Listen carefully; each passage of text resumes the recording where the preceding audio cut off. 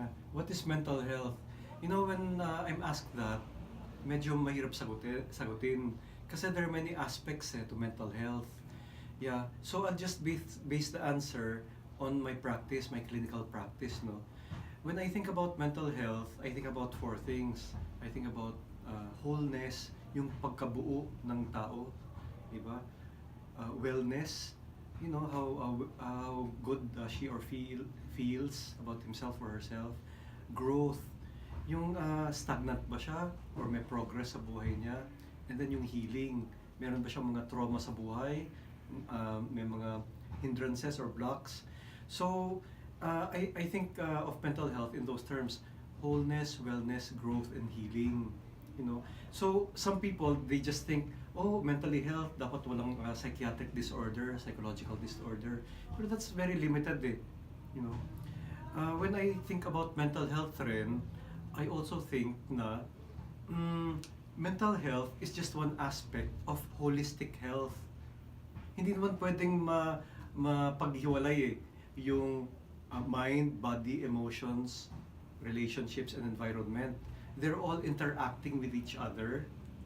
And so, if you talk about mental health, it should mean that there's also physical health, relational health, you know, a good relationship with the environment, the emotions, dapat okay rin. That's yung kabuuan ng mental health. Next is common mental health issues that you dealt with your clients. Yes. When we talk about common mental health issues that I've dealt with my clients, of course I've almost dealt with everything. I was helping out people in counseling or psychology even when I was a teenager, because as a high schooler and as a college student, I was a peer counselor. So even from then, that time, I was already helping people. Of course, during that time, I was helping people more with their studies, with with their conflicts with their parents, in their families, conflicts with boyfriend, girlfriend, etc., conflicts with their gender and their sexuality.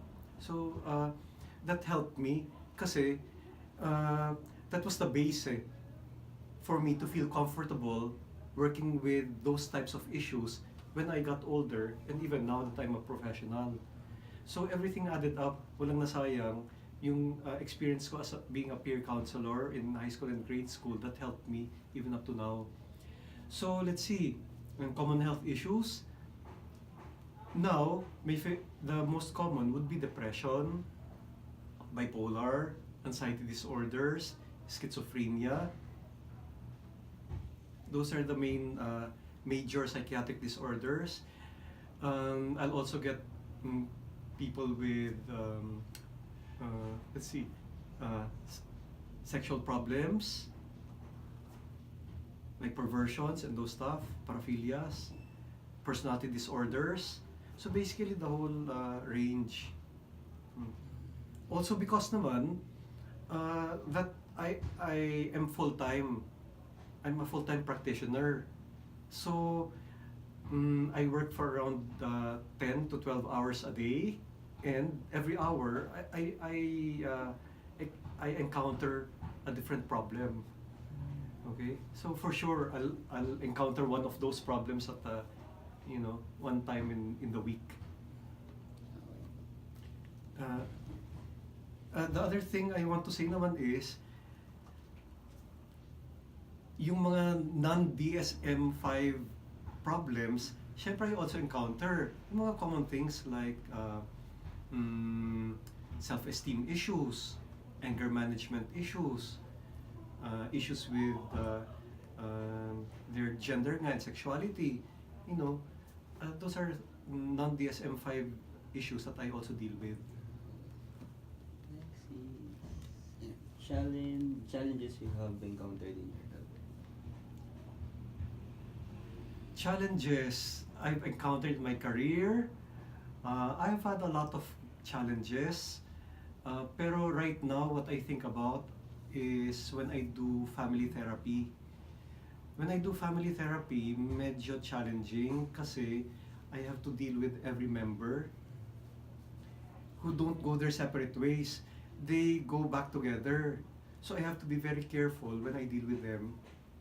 Because if I don't handle family therapy well, when they go home, they'll be carrying the problem.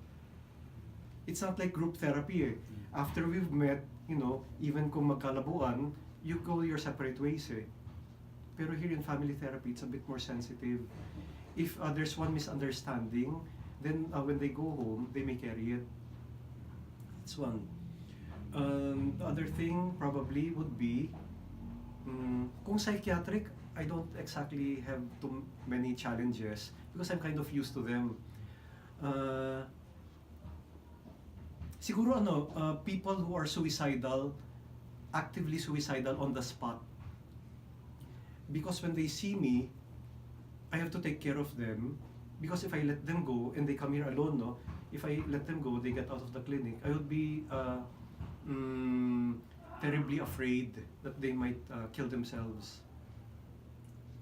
So that's when I go on a little bit of panic mode. What will I do? So stuff like that. Another challenge, probably, which I haven't experienced for a long time, would be aggression in the clinic. Like kung nagwo-one-on-one kami, and then the client just wants to kick me or hit me. And that has happened in the past. For example, there was this lady, gusto kong mag-empathize. I put my arm around her. I didn't even touch her pa nga eh. Sinuntok na niya ako, di ba, sa labi. Namaga yung labi ko for probably 1 week. And during that week, I was full of talks. Seminars. So imagine I was talking to many people with yung labi ko namabaga. So things like that can happen. There was one person I was talking to, mukhang mabait naman, and then all of a sudden, he does a flying kick. Natamaan yung glasses ko. Buti na lang nakailag ako ng 2 millimeters. Kung hindi natamaan yung mukha ko. So those are some challenges. I see. What is the personal will that makes you overcome the challenges? What is my personal will that makes me overcome the challenges of helping challenging patients? Syempre nandun yung desire to help them. Wala naman silang pupuntahan eh. What if they go to some other person tapos medyo inferior or kulang yung maibigay na tulong? So I'll try my best. Yun yung nasa isip ko, I might be the last person na this person might get help from. So I might as well give my best. Yun. Pangalawa, siguro yung sarili kong challenges. For example, of course, all of us naman have been sad or angry or afraid at some time. Ako, I've had experiences of depression rin. My family members have had experiences of that. So yung sense na, ay kung mangyari ito dahil nangyari na sa akin, naranasan ko na, I don't like them also to go through that. So when I help people, I'm not helping people theoretically or academically.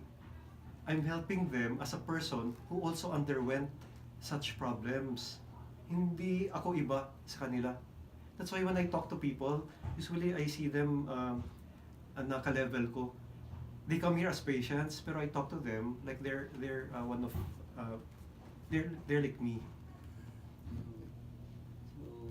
Meron po ba yung quote or motto you stand that makes you who you are right now? Kung for the patients, wala masyado. Pero if I have a quote or motto for myself, it's not exactly a quote eh. It's more of principles. It's about acceptance. It's about letting go. It's about moving on. These are the basic facts naman, basic teachings eh, that life is trying to, let us learn. And that's something that we learn throughout life. So these are basic, but I'm still learning them. Why? Kasi every stage naman, kailangan i-apply yun eh. After I've graduated from a certain problem or stage in life, there's a new set of issues, but I have to accept na naman. I have to cope, I have to learn, I have to move on. Basic stuff of life.